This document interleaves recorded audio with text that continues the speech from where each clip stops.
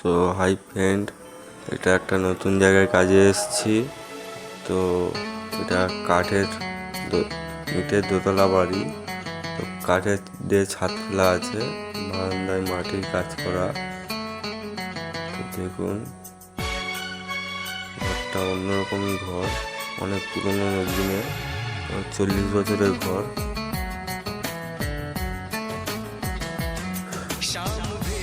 বাইরে তুলসী খান, দোতলা নিচে উপরে আছি। তো বাইরের সাইডটা দেখাবো এবার। বাইরের সাইডটা দেখতে পাবেন।